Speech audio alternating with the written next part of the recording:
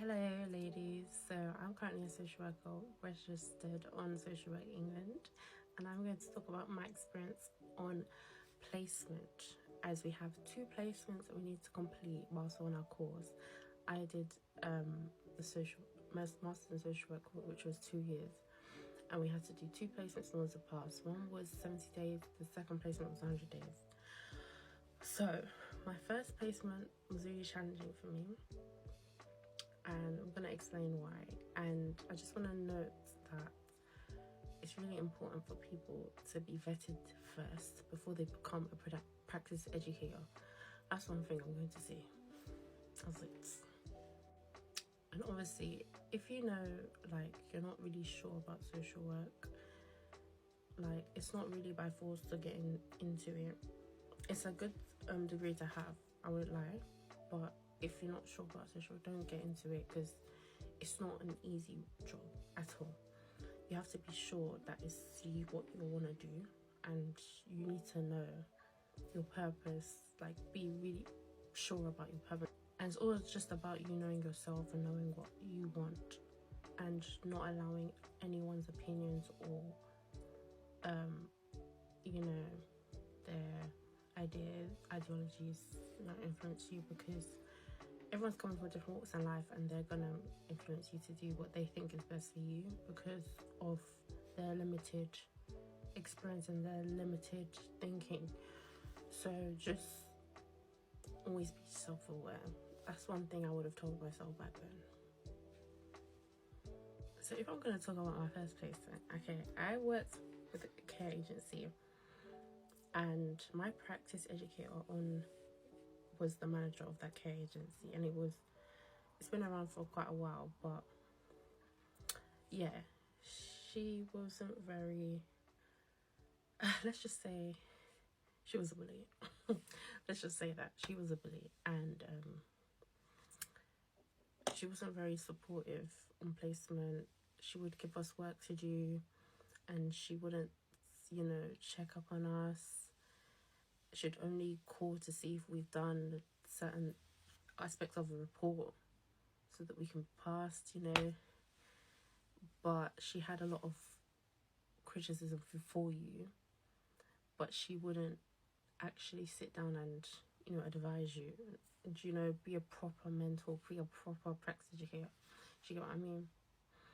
Like, just giving us work, and then like you wouldn't hear from her, or she would be busy doing something else, and she'd just be taking she'll be taking the university's money, because remember, they're getting paid for how many people they have in placement. So she had about like eight of us on placement. So she was just throwing out work to us, making sure that certain work was completed before our midway report, because we had a midway meeting.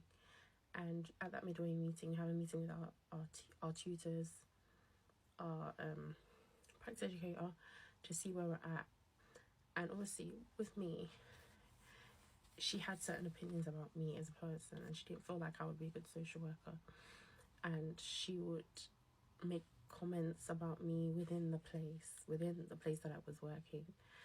And she would tell like other students like certain experiences that I confided in her about with the service users. And I just felt like that was very unprofessional. And the fact that she would pick on you because of who you are, or who she feels you are. So yeah, that was one of the experiences I had. And not only that, on top of that, she would go, and then in our end of the placement, she actually hit me on the head. Literally, she hit me on the head,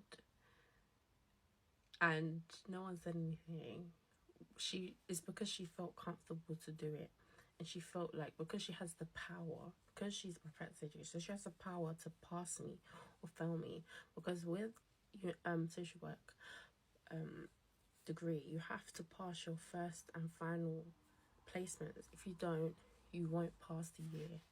So your first placement is in your first year for the master's social work. So if you do not pass your first placement, you won't pass your first year. So she knew she had this power, so she felt like she So she felt like she could do anything and take advantage of that. So this is one of the things you talk about in social work as well.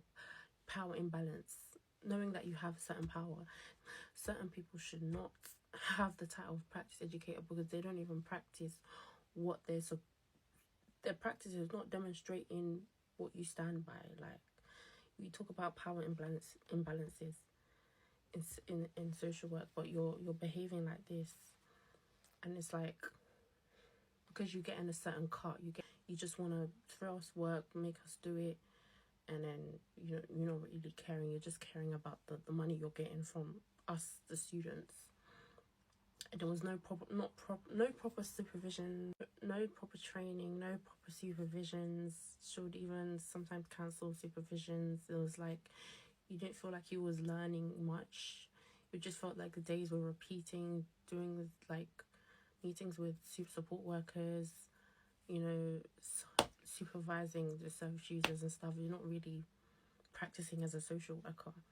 And it's just like, why am I like, why is this a placement kind of thing? And actually think, what kind of organization am I putting this student in? Because are they actually developing? Are they actually learning? Like, what are they doing? And this is what I'm saying, is because once you've done these placements, you need to be able to feel confident to go into practice. Because after placements and you've passed, you've got your degree or whatever, you go straight into practice. And going into practice is not easy. Like, your placement does not prepare you for practice. It's like you're basically learning on the job. That's how it feels like. Because I feel like the placements don't actually prepare you that well. Who are these people qualifying to become social workers? These people don't have a heart for their job. They're there for the money. You do not care about your students. You do not care about the service users. You're just thinking about what you're going to get, because these practitioners are getting a cut.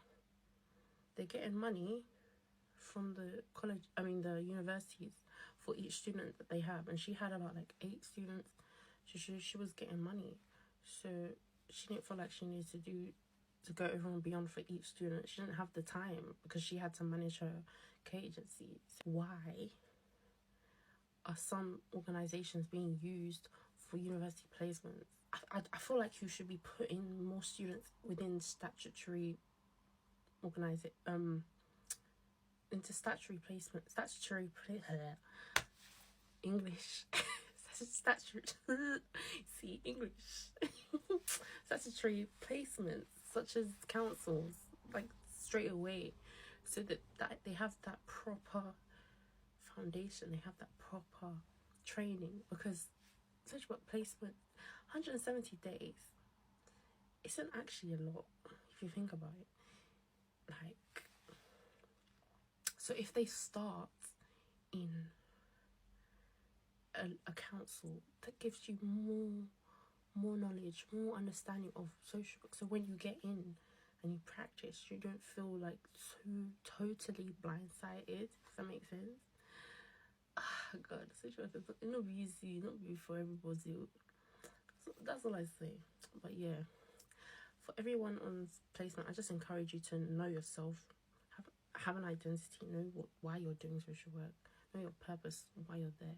If you don't, things will literally make you not want to practice. So just make sure you're doing it for the right reasons. And if you need support on placement, please speak to your tutor and don't leave anything out. Always confide in someone. Yeah.